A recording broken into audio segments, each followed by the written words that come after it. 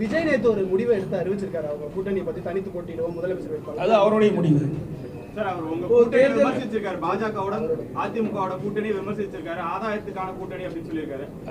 ஒவ்வொரு கட்சியும் ஒவ்வொரு விமர்சனம் செய்வது, அதன் அடிப்படையில் அவர் செஞ்சிருக்காரு, அவ்வளவுதான். வேற என்ன? எல்லா கட்சிகளுமே விமர்சனம் செய்கின்ற கட்சி தானே. எந்த கட்சி விமர்சனம் செய்யாத கட்சி? திமுக விமர்சனம் செய்யலையா? விடுதலை சிறுத்தை செய்யலையா? காங்கிரஸ் செய்யலையா? கம்யூனிஸ்ட் செய்யலையா? ஆக எல்லா கட்சிகளும் தங்களை வளர்ப்பதற்காக விமர்சனம் செய்வது ஒரு இயல்பு. அவர் பேசும்போது நேற்று திமுக பாஜகவோட கூட்டணி இல்ல அப்படின்னு சொன்னாரு. அதிமுக கூட்டணி இல்ல நேரடியா நானும் சொல்றேன், அவர்கள் தான் இந்த கேள்வி கேட்கணும். என்னிடத்தில் கேட்டா எங்களிடத்தில் எங்களுக்கு உட்பட்ட கேள்வி கேட்டீங்களா, அதுக்கு பதில் கிடைக்கும். அழைப்பு கொடுப்பீங்களா? பங்கேற்க மாதிரி தாவேக்காவுக்கு ஏதாவது அழைப்பு இருக்கா? அதாவது மக்கள் விரோத திமுக ஆட்சியை அகற்ற வேண்டும். அதில் ஒத்த கருத்துடைய கட்சிகள் எல்லாம் இணைந்து தேர்தலிலே கூட்டணி அமைத்து போட்டியிட வேண்டும் தான் எங்களுடைய நோக்கம். அந்த நோக்கத்திலே யாரெல்லாம் திராவிட முன்னேற்ற கழகம் அகற்றப்பட வேண்டும் என்று எண்ணுகின்றார்களோ அவர்களோடு நாங்கள் கூட்டணி வைப்பதிலே மகிழ்ச்சி அடைகின்றோம். அவர்களும் இதற்கு ஒத்துழைக்க வேண்டும் என்பதுதான் எங்களுடைய கருத்து. முதலமைச்சர் வேட்பாளர் EPS அவர்கள் தெரிவித்தார். எல்லா ஊடகத்திலையும் பத்திரிகையிலும் வெளிப்படுத்தினீங்க. அதையே ஒவ்வொரு முறையும் கேள்வி கேட்டு உங்களுக்கு விருப்பமான செய்தி வேண்டும் என்பதற்காக திருப்பி அதற்கு ஏதாவது ஒரு வடிவத்தை கொடுத்து வெளியிடுவது சரியா? பாஜக தலைவர் சொல்றது அதிமுக முதலமைச்சர் வேட்பாளர் வர்றாங்க, தெளிவுபடுத்தாத நிலையில இதுல டெல்லி எடுக்கிற முடிவு தான். நீதிமன்றத்திலே இந்த வழக்கு இருக்கின்ற பொழுது அதில் ஆழமாக செல்வது முறையாக இருக்காது. நாங்க அங்க போகும்போது சிவகங்கை மாவட்டத்துக்கு போகும்போது அங்க போய் பாதிக்கப்பட்ட என் மகனை இழந்து வாடுகின்ற அந்த தாய்க்கும் அவருடைய சகோதரருக்கும் ஆறுதல் சொல்ல நேரடியாக செல்வோம். இந்த தேர்தல் சுற்றுப்பயணத்தின் மூலமாக மிகப்பெரிய மாற்றத்தை ஏற்படுத்தும். மக்களுடைய பேராதரவை அதிமுக பெரும். வீடு வீடா போய் கதவை தட்டி உறுப்பினர் சேர்க்கின்ற அளவிற்கு திரு ஸ்டாலின் தலைமையில் இருக்கிற திமுக சென்று விட்டது என்பதைதான் நான் பார்க்கிறேன். எல்லா கட்சியுமே அந்தந்த மக்கள் அங்கங்கே இருக்கின்ற மக்கள் விருப்பப்பட்டு அந்த கட்சியில் உறுப்பினர் சேருவாங்க. ஆனா திமுக வீடு வீடா போய் கதவை தட்டி திமுகவில் சேர்ந்துக்குன்னு இன்னைக்கு போய் வீடு வீடா கதவை தட்டி உறுப்பினர் சேர்க்கின்ற அளவிற்கு திரு ஸ்டாலின் தலைமையிலான திமுக சென்று விட்டது என்பதுதான் நான் பார்க்கிறேன்.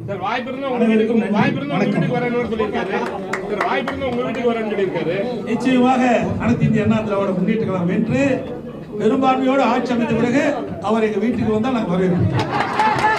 தம்பி, மக்களிடம் செல், அவருடன் வாழ், அவரிடமிருந்து கற்றுக்கொள், அவர்களை நேசி, அவர்களுக்காக சேவை செய், அவர்களுக்கு தெரிந்தவற்றிலிருந்து தொடங்கு, அவரிடம் இருப்பதை வைத்து கட்டமைப்பு செய் என்றார் பேரர் பெருந்தகை அண்ணா அவர்கள்.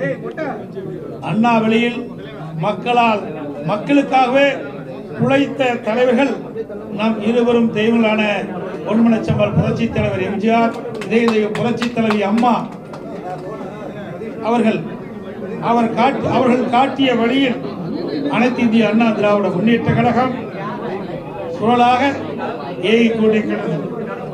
என்னை பொறுத்தவரை இன்றைக்கு முதலமைச்சர் சொல்கிறாரே, எதிர்க்கட்சி தலைவர் இப்போதுதான் மக்களை சந்தித்து பேசுகிறார் என்று அவர் என்னை பற்றி பேசுவதாக நினைத்துக் கொண்டு அவரை பற்றியே பேசிக் கொண்டிருக்கின்றார்.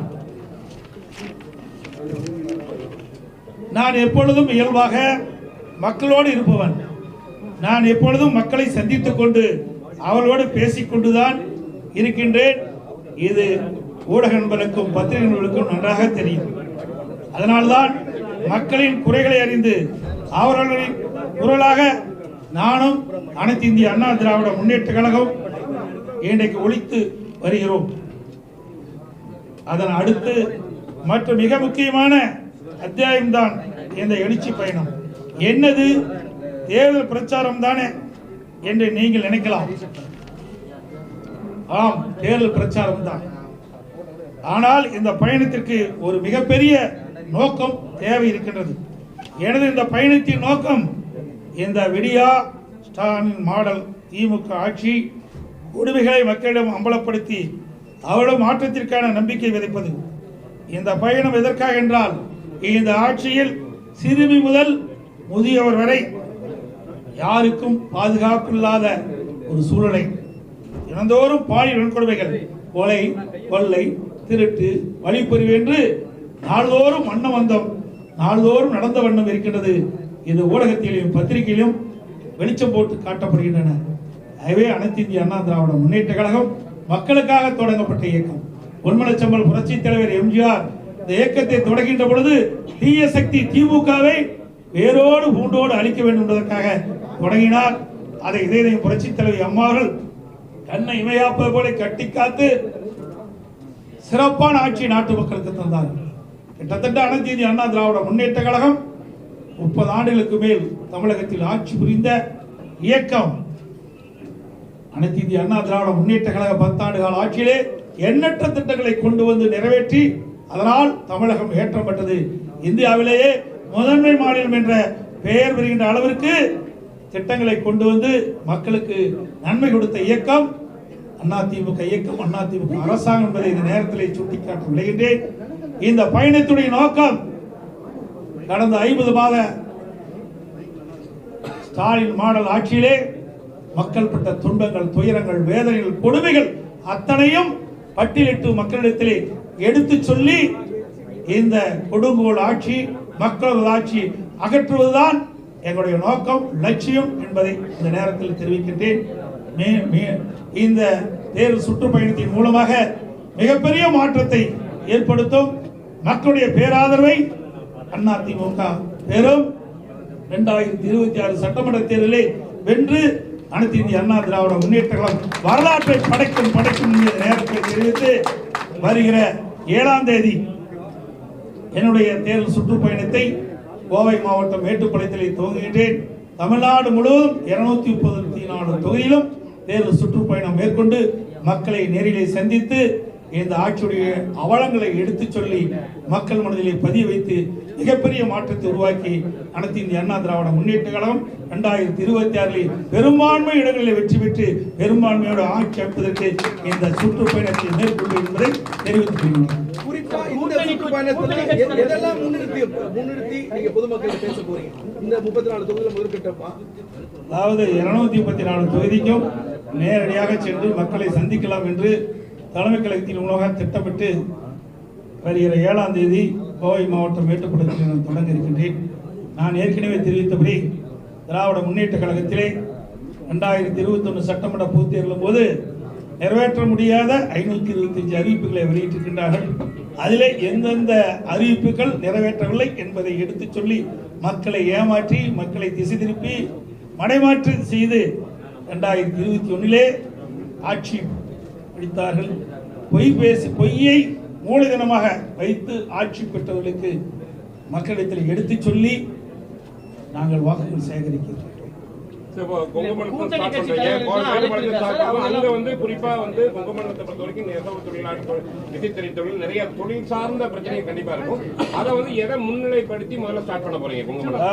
தமிழகம் முழுவதும் 234 தொகுதி இருக்குது. பல மாவட்டங்கள்ல ஒவ்வொரு மாவட்டத்துக்கு போகின்ற பொழுது அந்த மாவட்டத்தில் இருக்கின்ற பிரச்சனையை முன்னிறுத்தி நாங்கள் தேர்தல் பிரச்சாரம் செய்வோம். கூட்டணி கட்சி தலைவர்களுக்கு அழைப்பு கொடுக்கப்பட்டதா? தேமுதிகவுக்கு அழைப்பு? எங்களோட கூட்டணி இருக்கின்றவர்களெல்லாம் நாங்கள் அழைப்பு கொடுத்திருக்கிறோம்.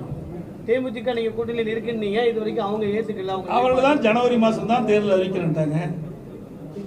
26 ஜனவரியில் அவருடைய மாநாடு நடைபெறுவதாக செய்தியிலே பார்த்தேன். அப்பொழுது தெரிவிப்பதாக சொல்லிக்கிட்டார். விஜய் நேத்து ஒரு முடிவை எடுத்து அறிவிச்சிருக்காரு, அவங்க கூட்டணி பத்தி தனித்து போட்டியிடுவோம் முதலமைச்சர் வேட்பாளர். அது அவருடைய முடிவு. சார், அவர் உங்க கூட்டணியை விமர்சிச்சிருக்காரு. பாஜகவுடன் அதிமுகவோட கூட்டணியை விமர்சிச்சிருக்காரு. ஆதாயத்துக்கான கூட்டணி அப்படின்னு சொல்லியிருக்காரு. ஒவ்வொரு கட்சியும் ஒவ்வொரு விமர்சனம் செய்வது, அதன் அடிப்படையில் அவர் செஞ்சிருக்காரு. அவ்வளவுதான், வேற என்ன. எல்லா கட்சிகளுமே விமர்சனம் செய்கின்ற கட்சி தானே. எந்த கட்சி விமர்சனம் செய்யாத கட்சி? திமுக விமர்சனம் செய்யலையா? விடுதலை சிறுத்தை செய்யலையா? காங்கிரஸ் செய்யலையா? கம்யூனிஸ்ட் செய்யலையா? ஆக எல்லா கட்சிகளும் தங்களை வளர்ப்பதற்காக விமர்சனம் செய்வது ஒரு இயல்பு. அவர் பேசும்போது நேற்று திமுக பாஜகவோட கூட்டணி இல்ல அப்படின்னு சொன்னாரு. அதிமுக கூட்டணி இல்ல நேரடியா நானும் சொல்றேன். அவர்கள் தான் இந்த கேள்வி கேட்கணும். என்னிடத்தில் கேட்டா எங்களிடத்தில் எங்களுக்கு உட்பட்ட கேள்வி கேட்டீங்களா, அதுக்கு பதில் கிடைக்கும். அழைப்பு கொடுப்பீங்களா? பங்கேற்க மாதிரி தாவேகாவுக்கு ஏதாவது அழைப்பு இருக்கா? அதாவது மக்கள் விரோத திமுக ஆட்சியை அகற்ற வேண்டும். அதில் ஒத்த கருத்துடைய கட்சிகள் எல்லாம் இணைந்து தேர்தலிலே கூட்டணி அமைத்து போட்டியிட வேண்டும் என்பதுதான் எங்களுடைய நோக்கம். அந்த நோக்கத்திலே யாரெல்லாம் திராவிட முன்னேற்ற கழகம் அகற்றப்பட வேண்டும் என்று எண்ணுகின்றார்களோ அவர்களோடு நாங்கள் கூட்டணி வைப்பதிலே மகிழ்ச்சி அடைகின்றோம். அவர்களும் இதற்கு ஒத்துழைக்க வேண்டும் என்பதுதான் எங்களுடைய கருத்து. பாதுகாப்பு வழங்கப்பட்டிருக்குது. நீங்க மத்திய உள்துறை அமைச்சருக்கு கோரிக்கை வச்சீங்களா இல்ல அவங்களா வெடிகுண்டு மிரட்டலாம் ஏற்கனவே உங்க இல்லத்துக்கு ஏற்கனவே உங்களுக்கே தெரியும், நீங்க தானே பத்திரிகையில ஊடகத்திலே வெளிப்படுத்துறீங்க. அதில் அடிப்படையில் தான் வந்திருக்குது. தேசிய ஜனநாயக கூட்டணியில நீங்க அங்க வைக்கிறீங்க, ஆனாலும் அதிமுக தான் தமிழ்நாட்டுல ஆட்சி இருக்கும் அப்படிங்கிறதுல அந்த ஸ்டாண்ட்ல இன்னுமே அதாவது தெளிவா இன்னைக்கு சென்னைக்கு அமித்ஷா அவர்கள் வந்த பொழுது ஊடக நபர்கள் அத்தனை பேர் இருந்தீங்க. நீங்க மட்டும் இல்லை, இந்தியாவில் இருக்கிற அத்தனை ஊடக நபர்களும் ஐடிசி கிராண்ட் ஹோட்டல்ல அங்கே கூட்டணி குறித்து தெளிவாக மத்திய உள்துறை அமைச்சர் அமித்ஷா அவர்கள் தெரிவித்தார். அனைத்து இந்திய அண்ணா திராவிட முன்னேற்ற கழகம் பாரதிய ஜனதா கூட்டணி அமைக்கப்பட்டிருக்கிறது. இந்த கூட்டணிக்கு அனைத்து இந்திய அண்ணா திராவிட முன்னேற்ற கழகம் தலைமையேற்று அனைத்து இந்திய அண்ணா திராவிட முன்னேற்ற கழகம் ஆட்சி அமைக்கும். முதலமைச்சர் வேட்பாளர் இபிஎஸ் அவர்கள் தெரிவித்தார். எல்லா ஊடகத்திலையும் பத்திரிகையிலும் வெளிப்படுத்தினீங்க. அதையே ஒரு முறையும் கேள்வி கேட்டு உங்களுக்கு விருப்பமான செய்தி வேண்டும் என்பதற்காக திருப்பி அதற்கு ஏதாவது ஒரு வடிவத்தை கொடுத்து வெளியிடுவது சரியா? ஏற்க மாட்டேங்கிறாங்க. ஒரு சின்ன தயக்கம் இருக்கிற மாதிரி இருக்குது. பாஜக தலைவர் சொல்றது அதிமுக முதலமைச்சர் வேட்பாளர் வர்றாங்க. தெளிவுபடுத்தாத நிலையில இருக்கு. இதுல டெல்லி எடுக்கிற முடிவு தான். உங்களுக்கு அத்தனை பேருக்கு தெரியும், பத்திரிகை ஊடகத்துக்கு என்னை விட அதிகமா தெரிஞ்சவர் நீங்க. மாண்புமிகு மத்திய உள்துறை அமைச்சர் அவர்கள் கூறிய பிறகு அதற்கு அடுத்தாற்போல் யார் பேசினாலும் அது சரியல்ல என்பதுதான் என்னுடைய கருத்து. சார், இப்ப பிரச்சாரத்தை ஸ்டார்ட் பண்ண போறீங்க. இதை தொடர்ந்து ஏற்கனவே திருப்பவனத்துல நீங்க அந்த பாதிக்கப்பட்ட அந்த உங்க ஃபேமிலியில பேசிருக்கீங்க.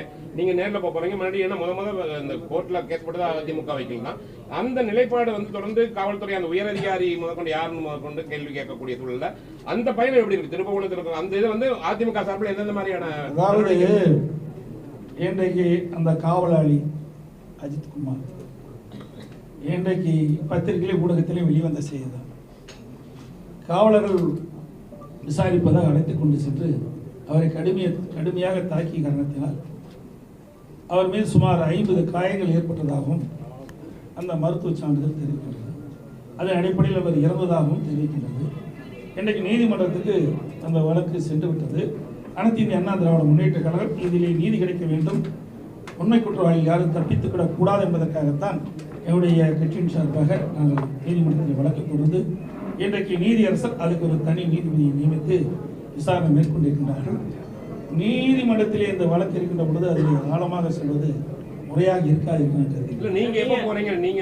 நாங்கள் அங்கே போகும்போது சிவகங்கை மாவட்டத்துக்கு போகும்போது அங்கே போய் பாதிக்கப்பட்ட என் மகனை இழந்து வாடுகின்ற அந்த தாய்க்கும் அவருடைய சகோதரருக்கும் ஆறுதல் சொல்ல நேரடியாக சென்று செல்வோம். தலைமைச் செயலகத்தில் ஒரு ஐஏஎஸ் அதிகாரி தான் சொன்னாங்க அப்படின்னு ஒரு விமர்சனம் வருது. அந்த ஐஏஎஸ் அதிகாரி யாரு? நீங்க தான் கண்டுபிடிக்கணும். நாங்க கண்டுபிடிக்கிற வேலை எங்களுக்கு அல்ல. ஆகவே தகவல் கொண்டிருக்கின்றன. அதிகார மையத்தில் இருந்து அந்த உயர்ந்த பதவியில் இருக்கின்றவர்கள் கூறிய காரணத்தினால்தான் இந்த சம்பவம் நடைபெற்றுவதாக தகவல் வெளியாகியுள்ளன. அந்த அடிப்படையில் நீங்களும் கேள்வி கேட்டிருக்கிறீங்க. அது யார் என்பது நாட்டு மக்களுக்கு வெளிச்சத்துக்கு கொண்டு வர வேண்டும். இன்றைக்கு இந்த வழக்கு சிபிஐயிடம் ஒப்படைக்கப்பட்டிருக்கிறது. சிபிஐ விசாரணை மேற்கொள்கின்ற பொழுது அதற்கெல்லாம் விடை கிடைக்கும். இந்த 4 வருஷம் காவல்துறையோட செயல்பாடுகள் எப்படி இருக்கு? ஏன்னா நீங்களும் உள்துறை ஹேண்டில் பண்ணுவீங்க, முதலமைச்சர் இருந்தீங்க. கடந்த 4 வருடங்கள் எப்படி? உங்களுடைய பத்திரிகையிலும் ஊடகத்திலும் வர செய்தியை சான்றாச்சு. உங்களுடைய பத்திரிகையிலும் ஊடகத்திலே அன்றாட செய்தி கொண்டிருக்குள்ள பாலியல் வன்கொடுமை, கொடூரமான கொலைகள், முதியோர்களை குறிவைத்து கொலைகள், போதைப்பொருள் விற்பனை, சட்ட ஒழுங்கு அடியோடு சீர்கட்டு விட்டது என்பதற்கு உங்கள் பத்திரிகையிலும் ஊடகத்திலும் அன்றாட வருகின்ற செய்தியே அதற்கு சான்று. இரட்டை இலை விவகாரத்துல கால நிர்ணயம் செய்ய முடியாது. தேர்தல் ஆணையம் உயர்நீதிமன்றத்தில் சொல்லியிருக்கிறது. 9 மாசம் தான் இருக்கு. நீதிமன்றத்தில் இருக்கின்ற கருத்து ஏற்கனவே உச்ச நீதிமன்றம் தீர்ப்பு அளிக்கப்பட்டு விட்டது. அந்த தீர்ப்பின் அடிப்படையில் தான் நடந்து முடிந்த நாடாளுமன்ற தேர்தலில் நாங்கள் போட்டியிட்டோம். ஆகவே இதெல்லாம் நீதிமன்றத்தில் இருக்கின்ற வழக்கு குறித்து இங்கே விவாதிப்பது உகந்ததல்ல. வேற கட்சிகள் வருவதற்கான வாய்ப்பு இருக்கா? அனைத்து இந்திய அண்ணா திராவிட முன்னேற்ற கழகத்தில் அமைக்கப்பட்ட பாரதிய ஜனதா கூட்டணியோடு இன்னும் பல கட்சிகள் நிச்சயமாக வரும். பலமான கூட்டணி அமைக்கப்படும். நிச்சயமாக 2026 தேர்தலிலே திராவிட முன்னேற்ற கழக கூட்டணியை வென்று ஒரு மகத்தான ஆட்சியை இந்த பிரச்சாரத்துல உங்க கொள்கைகள் வந்து அடுத்த வாக்குறுதிகள் ஏதாவது கொடுத்துட்டு வருவீங்களா? இப்ப வந்து நீங்க இது ஒரு அதாவது வாக்குறுதி என்பது தேர்தல் நேரத்தில் தேர்தல் பிரச்சாரத்தை ஸ்டார்ட் பண்ணிட்டீங்க. அது எப்படி அது நீத்து போயிருமே. எனவே தேர்தல் வாக்குறுதி என்பது மிக மிக முக்கியமானது. உடம்புக்கு உயிர் எப்படியோ அது போல வெற்றிக்கு வந்து அந்த தேர்தல் அறிவிப்பு தான் முக்கியம். அது இந்த நேரத்தில் சொல்வது சரியாக இருக்காது, பொருத்தமாக இருக்காது. நிச்சயமாக உங்களையெல்லாம் அழைத்து 2026 சட்டமன்ற தேர்தல் அறிவித்துடன் எங்களுடைய தேர்தல் அறிக்கை அற்புதமாக வெளியிடப்படும். திமுக வந்து எல்லா பொதுமக்களை கட்டாயப்படுத்தி வந்து உறுப்பினராக சேர்க்கிறாங்க. அதாவது திமுக பரிதாபமா நினைக்க போயிடுது. வீடு வீடா போய் கதவை தட்டி உறுப்பினர் சேர்க்கின்ற அளவிற்கு திரு ஸ்டாலின் தலைமையில் இருக்கிற திமுக சென்று விட்டது என்பதைதான் நான் பார்க்கிறேன். எல்லா கட்சியுமே அந்தந்த மக்கள் அங்கங்க இருக்கின்ற மக்கள் விருப்பப்பட்டு அந்த கட்சியில் உறுப்பினர் சேருவாங்க. ஆனா திமுக வீடு வீடா போய் கதவை தட்டி திமுகவில் சேர்ந்துக்குன்னு இன்னைக்கு போய் வீடு வீடா கதவை தட்டி உறுப்பினர் சேர்க்கின்ற அளவிற்கு திரு ஸ்டாலின் தலைமையிலான திமுக சென்று விட்டது என்பதுதான் நான் பார்க்கிறேன். வாய்ப்பு இருந்தா உங்க வீட்டுக்கு வரணும்னு சொல்லியிருக்காரு. வாய்ப்பு இருந்தா உங்க வீட்டுக்கு வரணும்னு சொல்லியிருக்காரு. நிச்சயமாக அனைத்து இந்திய அண்ணா திராவிட முன்னேற்ற கழகம் வென்று பெரும்பான்மையோடு ஆட்சி அமைத்த பிறகு அவர் எங்க வீட்டுக்கு வந்தால் நாங்கள் வரவேற்போம்.